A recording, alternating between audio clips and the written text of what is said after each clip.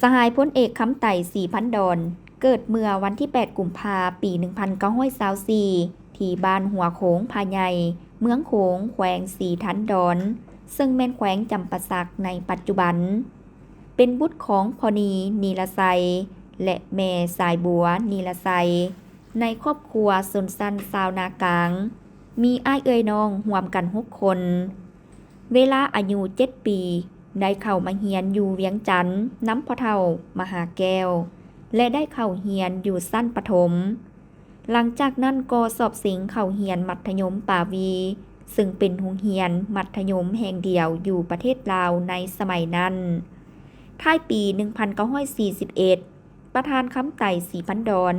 ได้ตัดสินใจออกจากโรงเรียน แล้วสิงเข้าเฮ็ดเวียกอยู่แขนงไปรษณีย์หลังจากนั้นไปเรียนต่อวิชาเฉพาะ 2 ปีอยู่ไซงอน ซึ่งภาคใต้เวียดนาม นครโฮจิมินห์ในปัจจุบัน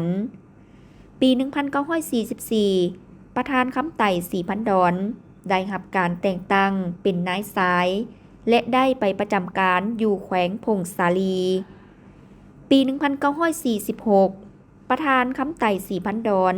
ได้ไปเป็นหัวหน้าไปรษณีย์อยู่แขวงจำปาสัก ปี 1947 หาปี 1948 เป็นนายทหารประจำเสนาธิการเขตใต้อยู่ชายแดนลาวไทย ปี 1948 หาปี 1950 เป็นผู้แทนรัฐบาลลาวอิสระประจำเขตใต้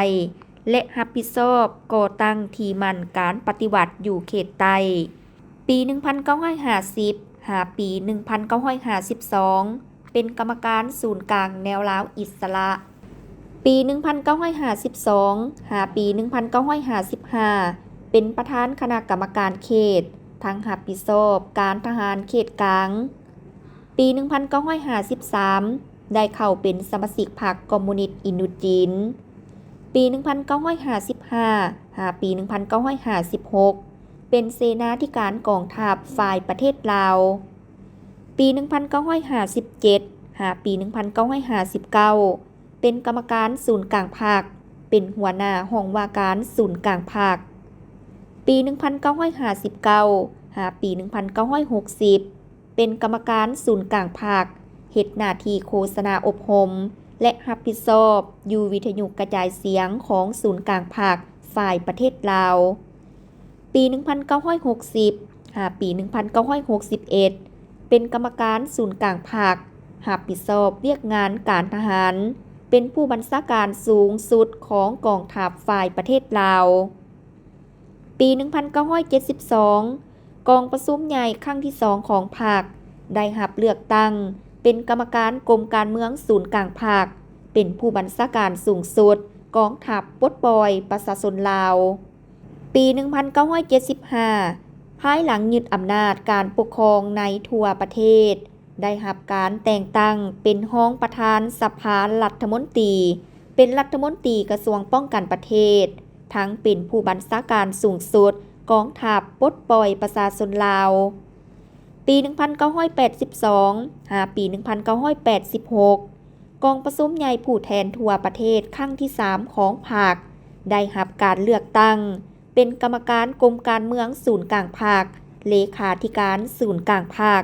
รัฐมนตรีกระทรวงป้องกันประเทศ และเป็นผู้บัญชาการสูงสุดกองทัพประชาชนลาว ปี 1986 หาปี 1991 กองประชุมใหญ่ผู้แทนทั่วประเทศครั้งที่ 4 ของพรรคได้รับการเลือกตั้งเป็นกรรมการกรมการเมืองศูนย์กลางภาค เลขาธิการศูนย์กลางภาคอีกเทื่อใหม่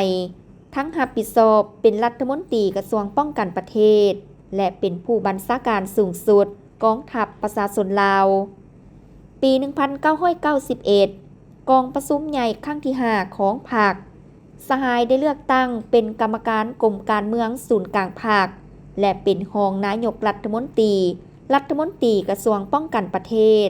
ทั้งเป็นผู้บัญชาการสูงสุดกองทัพประชาชนลาว วันที่ 15 สิงหา 1991 กองประชุมเทื่อที่ 6 ของสภาประชาชนสูงสุดสุดที่ 2 ได้แต่งตั้งสหายเป็นนายกรัฐมนตรี แห่งสาธารณรัฐประชาธิปไตยประชาชนลาววันที่24พฤศจิกายนปี 1992 กองประชุมครบคณะครั้งพิเศษของคณะบริหารงานศูนย์กลางภาคสมัยที่ 5 สหายได้ถูกเลือกตั้งเป็นประธานคณะบริหารงานศูนย์กลางภาคและทั้งเป็นนายกรัฐมนตรีปี 1996 กองประชุมใหญ่ผู้แทนทั่วประเทศครั้งที่ 6 ของภาคได้ถูกเลือกตั้งเป็นประธานคณะบริหารงานศูนย์กลางภาคปี 1998 ได้รับการเลือกตั้งเป็นประธานประเทศแห่งสาธารณรัฐประชาธิปไตยประชาชนลาวปี 2001 หาปี 2006 กองประชุมใหญ่ผู้แทนทั่วประเทศครั้งที่ 7 ของภาคได้ถูกเลือกตั้งเป็นประธานคณะบริหารงานศูนย์กลางภาค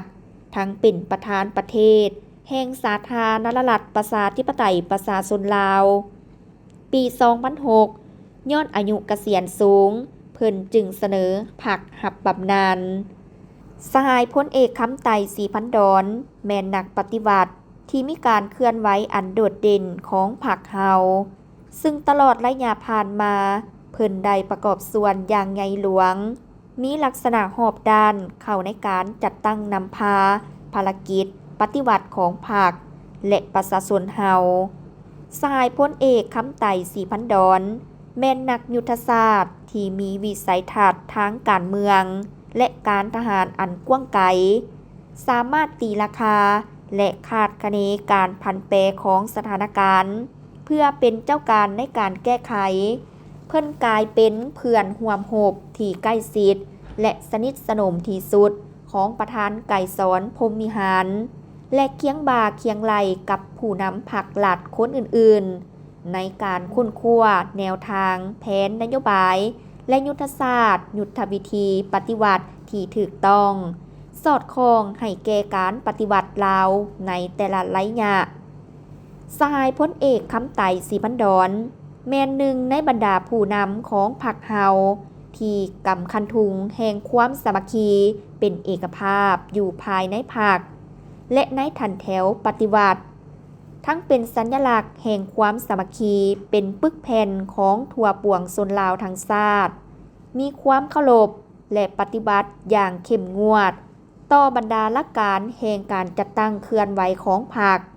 มีจิตใจเอื้อเฟื้อเผื่อแผ่ต่อหมู่สหายและต่อมหาชนเด็ดเดียวต้านทุกปรากฏการณ์ที่ฝืนกับหลักการและระเบียบวินัยเพื่อปกป้องความปลอดภัยของพรรคและก่อสร้างเพื่อนสหายให้มีการประพฤติปฏิบัติที่เป็นแบบอย่างจึงเฮ็ดให้เพิ่นได้รับความเคารพนับถือและเชื่อมั่นจากการจัดตั้งและเพื่อนสหายอยู่อ้อมข้างตลอดมาด้วยความงามความดีของสหายพลเอกคำไต ศรีพันดรพรรคและรัฐได้ย่องยอสรรเสริญด้วยเหรียญไซเหรียญกาประเภทต่างๆเช่น 1. เหรียญคำแห่งชาติจำนวน 2 เหรียญเหรียญไซพิละอาจหารสั้น1จำนวน 1 เหรียญ 3. เหรียญไซปฏิวัติชนะเลิศสั้น1จำนวน 1 เหรียญ 4. เหรียญกาตีต้านฝรั่งจำนวน 1 เหรียญ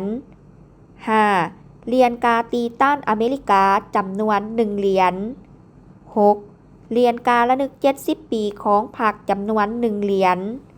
นอกจากนั้นยังได้รับเหรียญดาวเหรียญไซและเหรียญกาต่างๆจากประเทศเพื่อนมิตรจำนวนหนึ่ง